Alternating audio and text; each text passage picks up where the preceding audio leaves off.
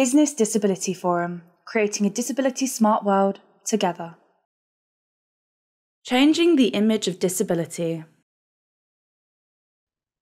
Hello and welcome to today's Changing the Image of Disability webinar for journalists, media organisations, photo editors and anyone that uses or commissions images for their organisation. If you're watching this and you're from one of our member or partner organisations, then this webinar isn't specifically for you. We did run a webinar back in December 2023, which is available on the Knowledge Hub. Just to introduce myself, I'm Lara. I'm Head of Communication and Marketing at business membership organisation Business Disability Forum, and I developed and lead the Changing the Image of Disability campaign. Just to describe myself, I'm a woman in my 50s with short dark hair and glasses, and I'm wearing a flowery top today. Just to hand you over to Sarah to introduce herself. Hi, I'm Sarah Bartlett. I oversee Business Disability Forum's press and media work. I have a background in accessible communication and with input from disabled people, picture editors, journalists and comms professionals. I have authored the Changing the Image of Disability guidance, and we'll be talking to you more about that later today. And I'm a middle-aged woman with brown hair with some blonde highlights and some grey bits as well. I also wear glasses and I'm wearing a stripy jumper today. Thanks, Sarah. Next slide, please. So a little bit about us for those that don't know us. We're the UK's leading business membership organisation in disability inclusion.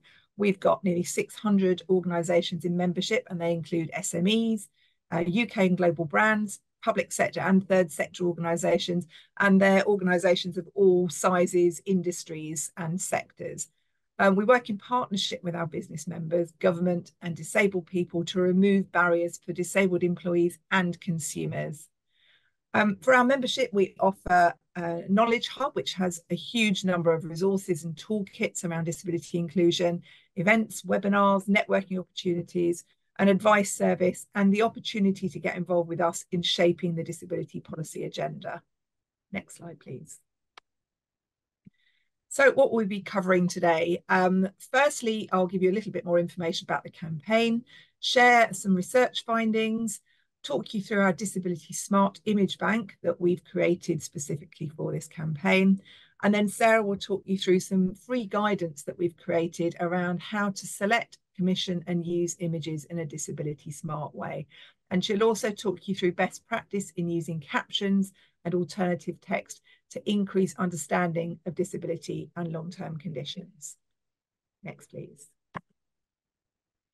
So firstly, about the campaign. Changing the Image of Disability aims to increase representation and improve how disabled people are portrayed in images. And we developed it together with disabled people, businesses and the media. Next, please. So why did we develop the campaign? Well, nearly 1 in 4 people in the UK has a disability, and globally that's 1.3 billion people. Despite this, disabled people are often missing or misrepresented in the images that we see in the media, marketing and advertising.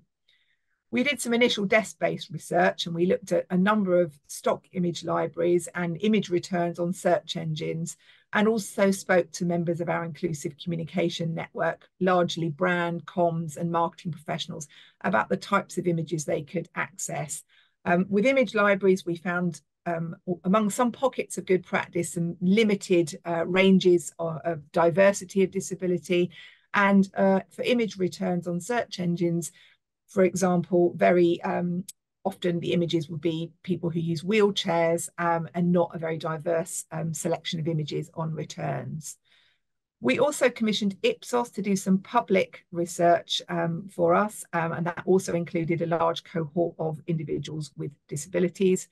And what we found is basically a lack of realistic images showing diversity within disability, stock images that have a disproportionate focus on wheelchair users, and really low representation in imagery of more less visible disabilities.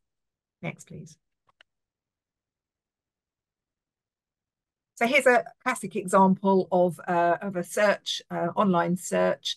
This one was on Google, but we did a search for the term disabled person, which brought back several pages of people using wheelchairs. and the same on Bing and other search engines, despite the fact that in the UK, only 1 in 10 people who are disabled use a wheelchair. Next, please. So our campaign has got 4 aims. Firstly, we want to just generally increase the representation of disabled people in all imagery. We want to improve public, business and media perceptions of disability, so avoiding stereotyped images around disability. And we want to increase awareness of the diversity of disabled people and disability, including less visible disabilities that in particular is often neglected in the imagery that's out there. And broadly, we are challenging business and the media to create a more authentic and realistic view of disability in the imagery that they choose to use or they create themselves to use. But this campaign isn't just about doing the right thing. Disabled people are more likely to buy from businesses where they feel represented, seen and understood, which is the same for anybody. And we all want to identify with what we see and the image projected. If not, we'll move on to other content, other products and services, and if we're looking for employment, to other employers. Next, please. So to shape the campaign, we conducted research with comms marketing brand leads from our business members, as I've already mentioned. And we also conducted research with over 6,500 UK adults, of whom 2,300 stated that they had a disability or long-term condition. We worked together with disabled people at every stage. It was really important to us that disabled people are involved at the very, very outset, right the way through, as advisors, as models, and also as research participants. So not only in the research we conducted with Ipsos, but within our own research, we ran a couple of focus groups with people with disabled people. And we also recruited a very diverse steering group, including communications and marketing professionals, DE&I leads, journalists, picture editors, and third sector organisations to give us feedback at every stage as we develop the campaign. Next slide, please. So I'm now going to share some of the findings from the Ipsos research. We found that disabled people are often missing from the imagery that we see in media, marketing or advertising. So 1/3 of the adults we surveyed, 32%, hadn't seen any disability represented in content they had seen, watched or read during the last 6 months.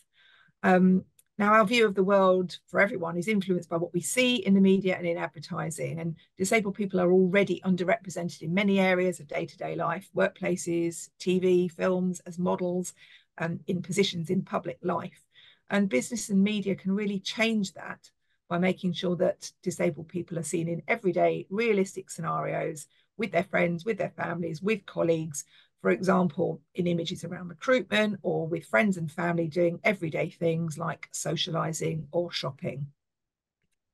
Next, please.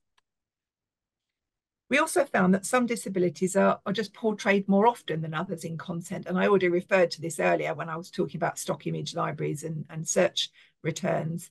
Images of wheelchair users and mobility scooters are most likely to have been seen to represent disability, despite the fact that less than 10% of disabled people in the UK use a wheelchair. So 26% of respondents recalled seeing images of wheelchair and mobility scooters in content to represent disability in the last 6 months.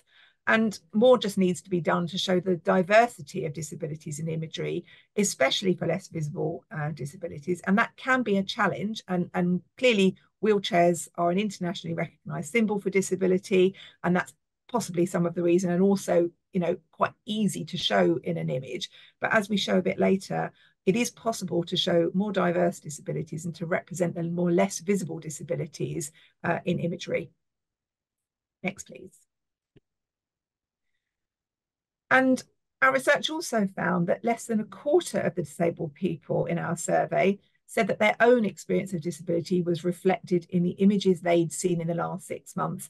And to repeat again, really, if people don't see themselves reflected in the content that they see, then they don't think that brand is for them, or they don't think that employer is for them, or that service or product is for them. And additionally, only 11% of the disabled people we spoke to in our survey said that representation of disabled people was getting any better, and that's clearly far too low. Next, please.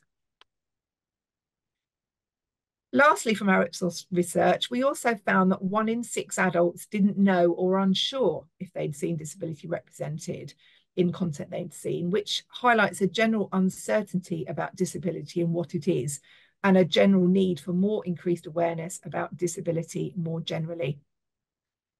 Next, please. Here's a quote from one of our focus groups. So we ran 2 focus groups with disabled people so that we could get a good diversity of different disabilities in there. And I think this one really sums up the issue of what many disabled people see in the imagery that exists. They said to us, we see extremes. Disability is terrible. Disability is a superpower. We don't see the in-between of disability is normal. Next, please. And I've already mentioned earlier that certain disabilities are overrepresented, but there are also often quite stereotyped views of disability represented in images. So one of our focus group participants said to us, I've been using walking sticks since a child, but you only see images of elderly people using them. People often say to me, you're a bit young for that. You don't see many young people using mobility aids. There's a big age gap. Next, please. We've created a range of resources for our campaign, and most of them are freely available to everyone. So our Disability Smart Image Bank, which I'll talk you through in a moment, is a membership benefit which offers 480 authentic, realistic images that we've created to portray disabled people with a broad range of visible and less visible disabilities in everyday scenarios with colleagues, with friends, with family. And we selected 50 images from our image bank and made those freely available to media organisations to use. And it's important to stress here that for all our images, but specifically for the media ones, these images shouldn't be used only alongside content and stories that are related to disability. And we've also created free guidance on how to select, commission and use images in a disability smart way, which Sarah will talk through shortly, and a shorter guide which highlights the top 10 principles of disability smart imagery. All of these are available via a link on our website, which we'll share at the end of the webinar. Next, please.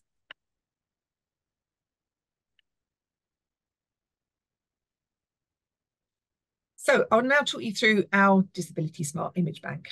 Next, please. So this was created together with disabled people as models and as advisors, and we checked in every step of the way with them. The full image bank, as I've already said, has got 480 new images, which are free for membership, and 50 in a free collection for media organisations. And over half the images in the full image bank show less visible disabilities. These account for 80% of all disabilities and include things like diabetes, mental health conditions, MS, Parkinson's, and many other long-term conditions and less visible disabilities.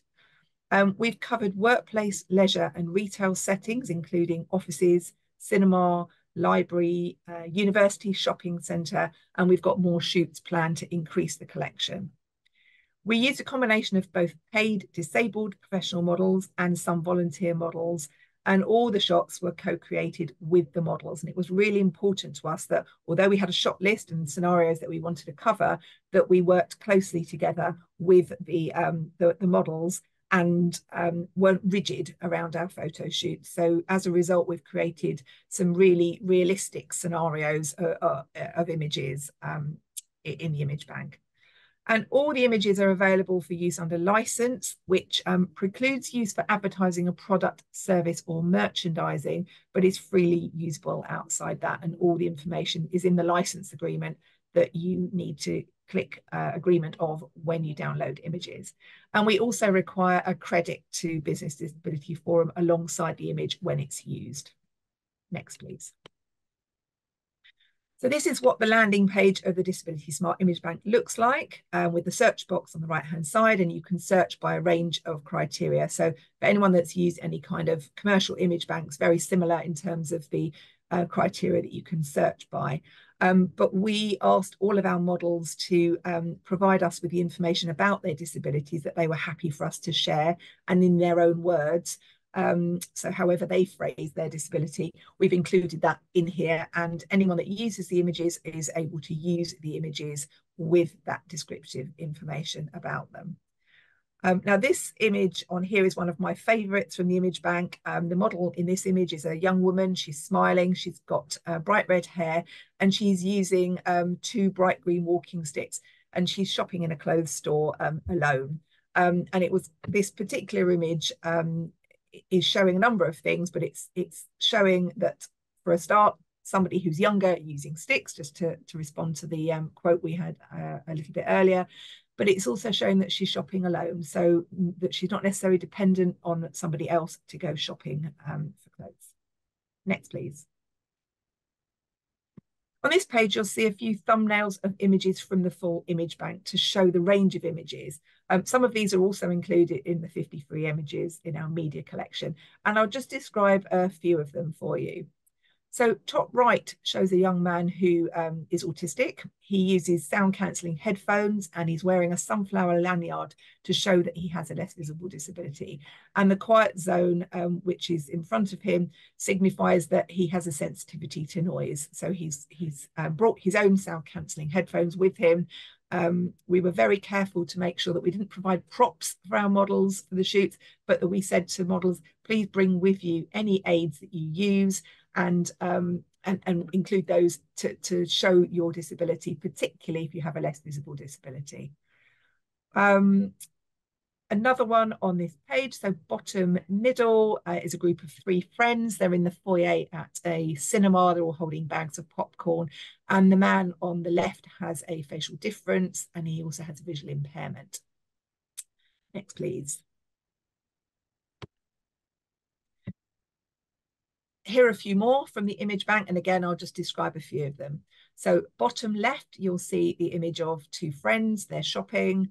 They're in a shopping centre outdoor, and the woman on the left has a visual impairment, and she's looking closely. She's wearing glasses.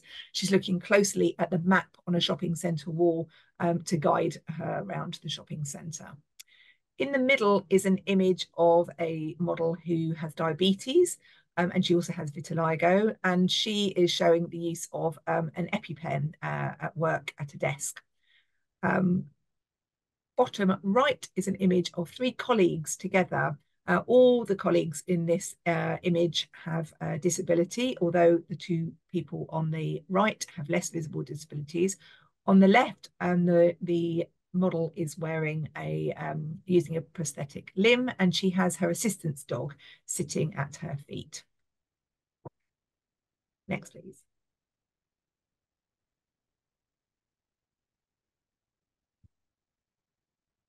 We've already had quite a lot of great feedback about the images from our member organisations and the media, and here's just one of them. It can often be challenging to find images that aren't cliched or perpetuating a narrative that can be harmful. These images are varied and positive and help me to tell a story that is representative of real people. Next, please.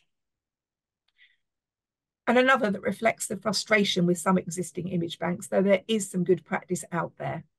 A great resource that will help our organisation be more representative. It gives us a source of images that are not easily found in mainstream image banks. And I do hope, having seen some of the images and heard some of the positive feedback, you'll be inspired to sign up if you're a media organisation to access the 50 free images, and potentially, if you're interested in joining us as a member, to access the full image bank. Now over to Sarah to talk through the guidance we've created. Hi, thanks, Lara. Okay, so I'm going to talk to you now about the guidance that we've created on how to select, commission and use images in a disability smart way.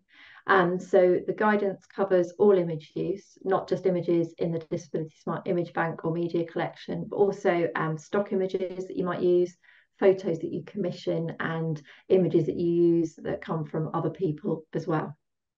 Okay, we're on to the next slide. Thanks, John. So first of all, to give you a quick overview of the guidance. So we've created, first of all, the comprehensive guidance that we've already mentioned that covers all those areas of sourcing, commissioning and using disability inclusive images. And we've also created a 10 principles of disability smart imagery 2-page resource, which is a shorter overview.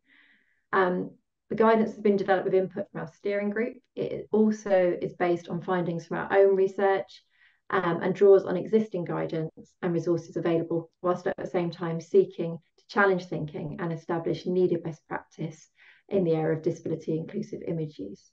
So in short, we didn't feel there was enough guidance available in this area, so we've tried to create some through this resource. Next slide, please, John. Okay, so we're moving on now to section 1 and choosing images. So in this section, we provide tips on selecting images which represent disability and disabled people in a fair and authentic way. And here are 4 key points from that section. So first of all, make sure disabled people and disability are represented in the images you use. So as Lara's already mentioned, remember that 1 in 4 people in the UK has a disability. So disabled people should regularly be appearing in all your imagery, not just in communications aimed specifically at disabled people or in stories about disability.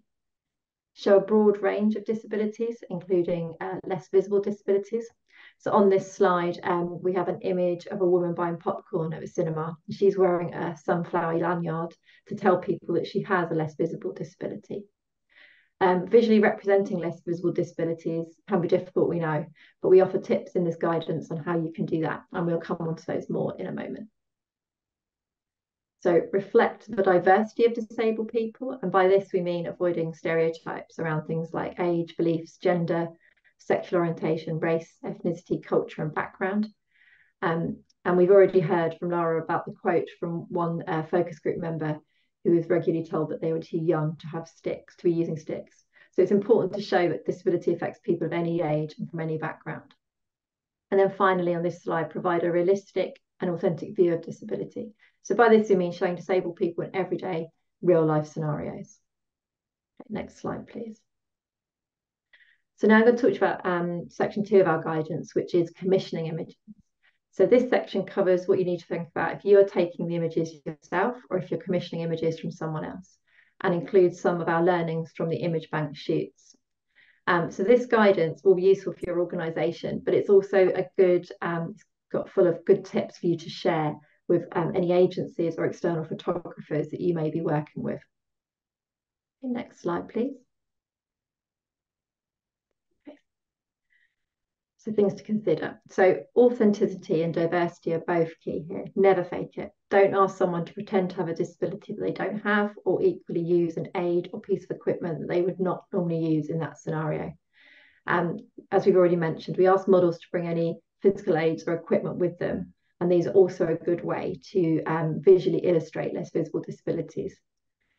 And as we've also already mentioned, remember that the definition of disability is broad, and disability can affect anyone. So make sure that you cast a broad range of models.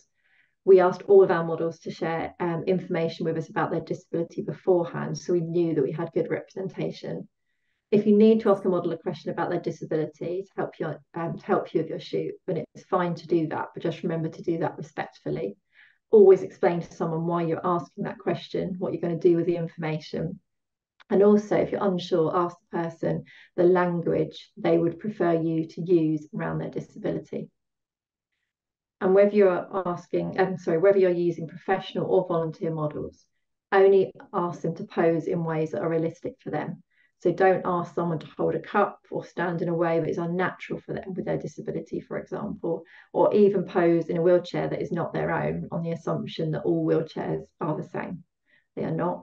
And wheelchair users can easily spot when an image has been mocked up.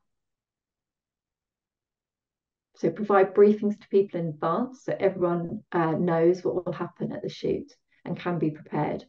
And always ask people how they'd like to receive that information from you so that it is accessible to them. Just don't, assume that you know what is best. Always check. And then a really important point is to make sure the location is accessible itself. Now, this goes broader actually than just the location. You need to think about how people are going to get there. Is there accessible parking close by? Can models move around easily and independently? Are there accessible toilets? Are there lifts? Are they all open and working? And make sure you ask models about their accessibility needs in advance. Don't assume that you know what people need, because you will be surprised. And you'll probably find that people ask you for different things than you thought of. Next slide, please. Okay, so just some more points on the shoot itself. It may seem obvious, but disabled people appreciate their personal space as much as anyone else. So avoid touching or moving their model or their belongings, including their wheelchairs, without asking first. Think about how you compose your shot. If a disabled person is of short stature or in a wheelchair, for example, it can be disempowering and condescending to have others in the shot leaning in. It's always best to speak to the models and ask them how they feel about the shot you're creating, and to take their advice on that as well. And keep checking in with the models throughout, as we've just sort of touched on there. And sometimes the best shots that we got were the ones that weren't actually planned, but which the models suggested on the day while they were on location, because they would have spotted something that they thought, yeah, that would work really well and really is a barrier for me. So, you know, we worked with that and got some really good shots that way. And then give regular breaks. So remember that some people may need to take medication at particular times, or simply find the whole photo shoot process particularly tiring. So it's really important to stick to the breaks that you've planned in. And then finally here, we would recommend an explicit permission from the models to mention their disability or condition in image descriptions, and always checking the wording that models would like you to use. So we've done this with all our images, and this gives anyone using the image a greater understanding of what is being portrayed in that image, and means that info can also be used in any text descriptors or captions that go with the image. Okay, next slide, please. So moving on now to using images. And in this section, we cover how to make things accessible to everyone, including people who cannot see the images. We also discuss how text descriptors such as image captions and alternative text can be used to increase understanding and around disability. So here are some of the here are some of the points we cover in that section. Choose images that support the message expressed in the copy. Might seem obvious, but remember that an image should not be the only means of expressing a piece of information, because an image on its own is not accessible to everyone. Use image captions and alt text to describe the contents, purpose, and context of the image to someone who cannot see it or who may find it confusing. And we also suggest using captions and alt text to highlight visible signs of disability in the image. So in this image on this slide, for example, there's an employee in the cinema, and he's wearing leg splints. So you'd want to mention those. But also using captions and alt text to raise awareness of the presence of less visible disabilities in the image. And this is a new area, so we'll be explaining a bit more about this thinking in a moment. Okay, next slide, please. First of all, though, I thought it might be useful just to give a quick overview of alt text and image captions for anyone who's not familiar with either of them. I know we have quite a mixed audience today, so it's just to make sure everybody's up to speed. So bear with me if you already know all this. Alt text is one or two sentences which describe the contents and purpose of any non-decorative digital images to a screen reader user. So screen readers are used by many disabled people, including people who are blind or who have sight loss. Screen readers read out text. So alt text doesn't appear on screen. It is tagged to the image and read out by the screen reader in place of the image. So when writing alt text, it's always important to think, how would I describe this image to someone who cannot see it? An image caption or photo caption is a short piece of text which describes the context of the image. It appears on screen close to the image. Alt text should be used with a non-decorative digital image. If an image caption is not present, or if the caption does not fully describe the image to someone who cannot see it. In this case, alt text provides the additional information which is not in the caption. The alt text and captions should be tailored for the particular use of the image. So this is important. An image may serve a different purpose in one communication than it does in another. And so for this reason, we haven't provided either alt text or captions with the individual images in our image bank. Instead, we provided descriptions which will then allow you to write your own alt text and captions using the information about the model's disabilities. We've also provided some worked examples of alt text and a guidance on how to write it. Next slide, please, John. Okay, so less visible disabilities. So back to our guidance. So one of the biggest challenges we have faced, and we know one of the biggest challenges a lot of people face when working with images around disability, is around how do we represent and raise awareness of less visible disabilities. We've already said that up to 80% of disabilities are less visible. So we do think it's a really important area to try and address, even if it is difficult. So in our guidance, we suggest illustrating less visible disabilities in the following ways.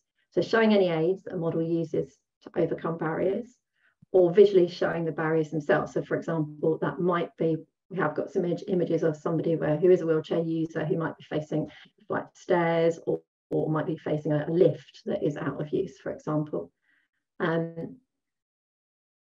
Sorry, that is actually a visible disability there, isn't it? But other things you could show are, for example, the noise in the office, as we've just mentioned once. That's one of them with the sign that we had up. And there's lots of different ways that you can do that. Screen magnifiers is another one we had, for example, somebody holding up the magnifier to help them read text because they might have a less visible sight disability. Base these on the model's real life experiences and mention the aids or barriers in any accompanying image caption or alt text or other surrounding text or copy. Okay, next slide, please. And so here's an example from the image bank. The image shows a woman with less visible disabilities wearing noise cancelling headphones to help her focus as she works in a shared office. So we've said before about noise cancelling headphones, good example of a less visible disability here. And on the next slide. Oh, sorry, I think John, you're one slide ahead. Yeah, you are. If you could go back one, John. Sorry, that might be my fault. Apologies. Our guidance also suggests mentioning a model's disability in an image caption or alt text or any other text that goes with the image if it's not shown in the image, but you know that it is present. So if you're going to do this, then you need to make sure you have the permission of the model to do so and have checked how the person would like their disability described. So we've done this for all the images in our image bank. So any information in the tagging and descriptions can be used in the text descriptors that you write to go with those images. But do remember to think of your reader and to keep any description of disability as short as you can, because it can be a real burden for screen reader users to have to listen to overly long alt text, for example. So on to the next one. Thanks, John. So here's another example from our image bank, and this is an image of 3 colleagues with less visible disabilities laughing and chatting as they drink coffee together. And all 3 models in this image have disabilities which are not obvious from the image. The models who post this image have all given their permission for us to share information about their disabilities with the image. So in our guidance, we provide a worked example of how to write an image caption or alt text for this image if it was being used in an article or a report on the future of workplaces, for example. Okay, moving on. Next one, please, John. Thanks. So before I finish, I just wanted to share some of the feedback we've had on the image bank guidance and campaign so far. So we've had a number of high-profile individuals with lived experience supporting the campaign, including Paralympian Kadina Cox and TV personality Simon Minty and Kerry Burnell, who's an author, actor and disability activist. So here's a quote from Kadina, which I'll just read out. Just because my disability is less visible, it doesn't mean that it has a less of an impact on my life. We need to change how disability is viewed, and that's why I am supporting Business Disability Forum's Changing the Image Disability campaign. I hope it will encourage more people to look beyond the obvious and the stereotypes and to see that disability is something that can affect anyone. So Kadina had a stroke in 2016 and was later diagnosed with multiple sclerosis. Okay, next slide, please. So just a bit more feedback on our guidance.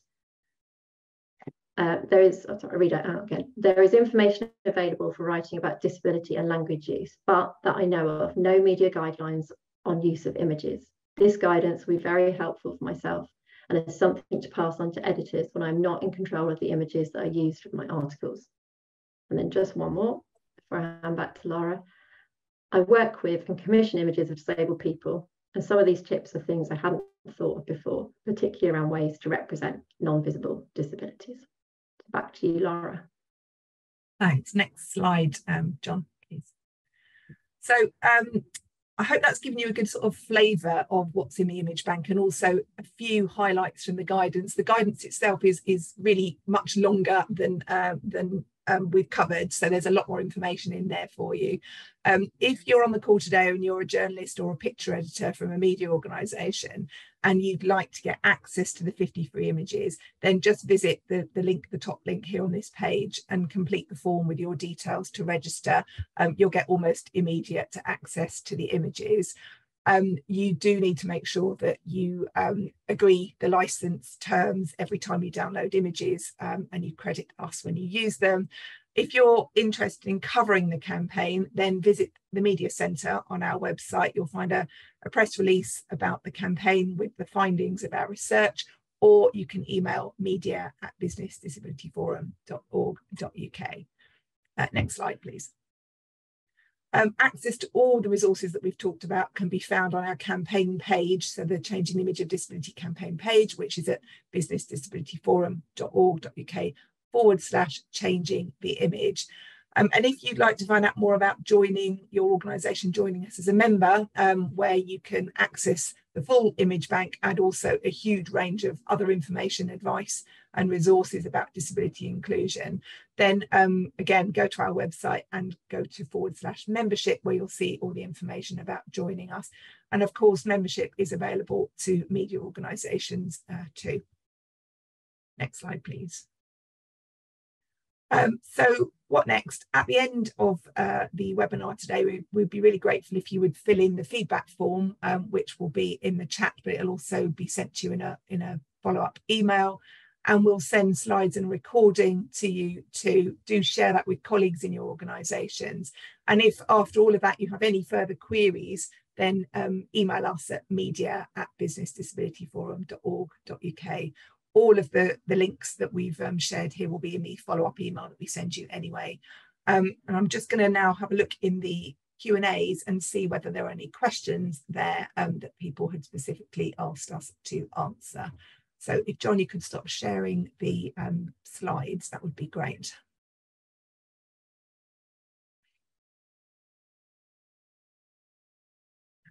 Just trying to work out how to get back. There we go.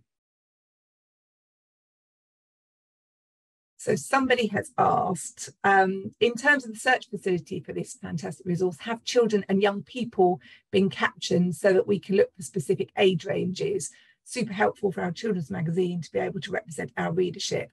Now, actually, at the moment within the image bank, the youngest people that are in there are 18 or 19, so there aren't any children specifically in here.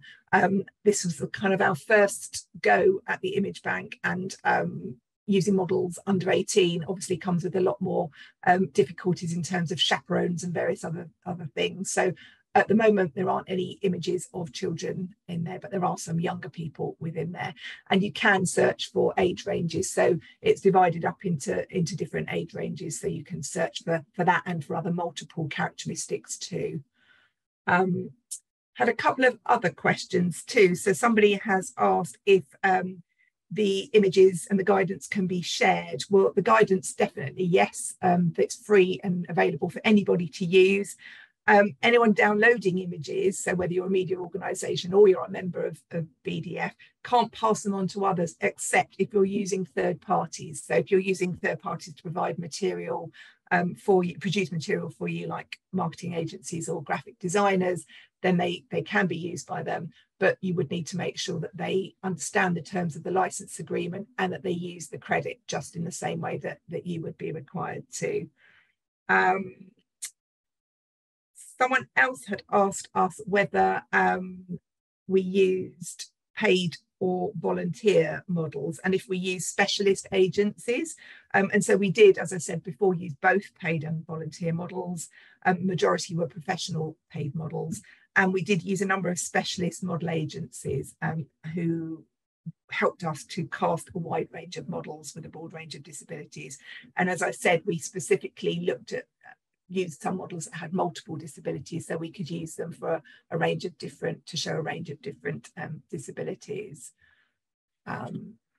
Okay, someone has, Eileen has asked, I work in marketing at a further education college, and it can be very difficult to capture a diverse range of disabilities.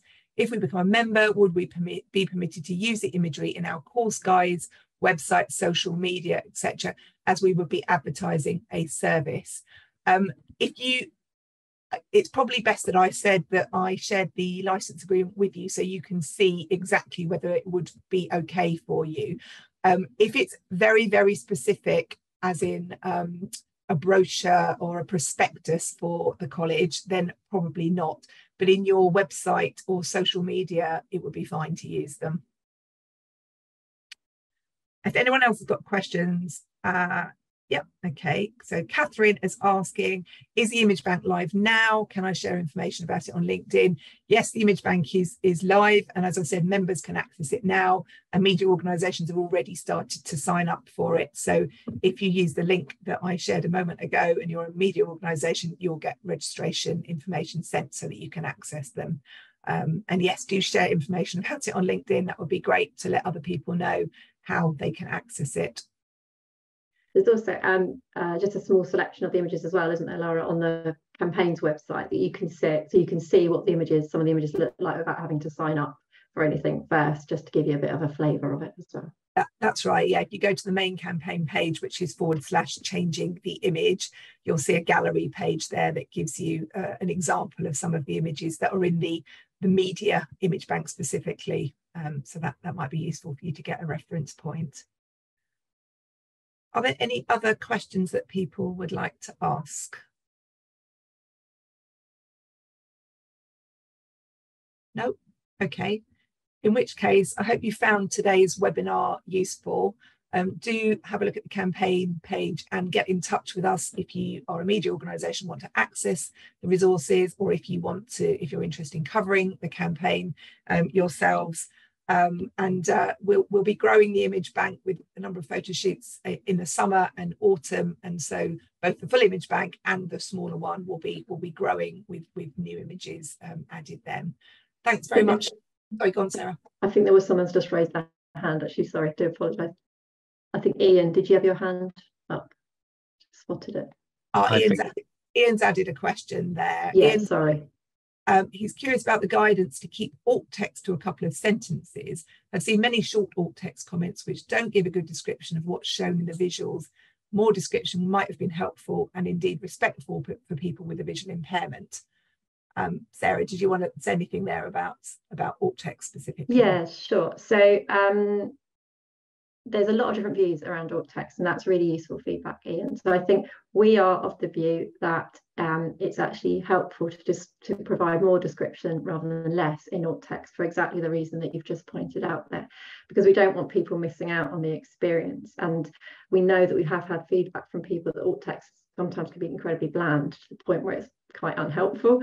So yeah, we would support the idea of going for more in alt text rather than less, if you can. Yeah. Okay, there's another few questions pop in here. So Mandy is asking about how major stock agencies should be interested to find out how major stock agencies respond to the points raised, in particular for less cliched representation. She says, we depend on these big agencies for a variety of reasons: speed, accessibility and price. It would be great to see a positive response from them. Yeah, we certainly are going to be contacting not just the major stock agencies, but also some of the smaller, more niche agencies, and suggesting that they take note of our guidance and think about what they're going to do going forward. And I expect we will get some positive feedback from some of them that just haven't really thought this through. And as I said, there are pockets of good practice out there. So they are starting to see that, and the more that people like yourselves ask for those images, the more they're going to respond, because they're commercial organisations and they want to provide the images that people want to buy. So I'd urge you all to kind of pressure your contacts in stock libraries to say, you know, where are these kind of images? We want to buy this kind of images, and you don't supply them. Someone's asked, sorry, did you want to add something, Sarah? No, I was just because I can see someone's asked about captions. Oh, okay. Yeah. I was asked which agencies were used for the models.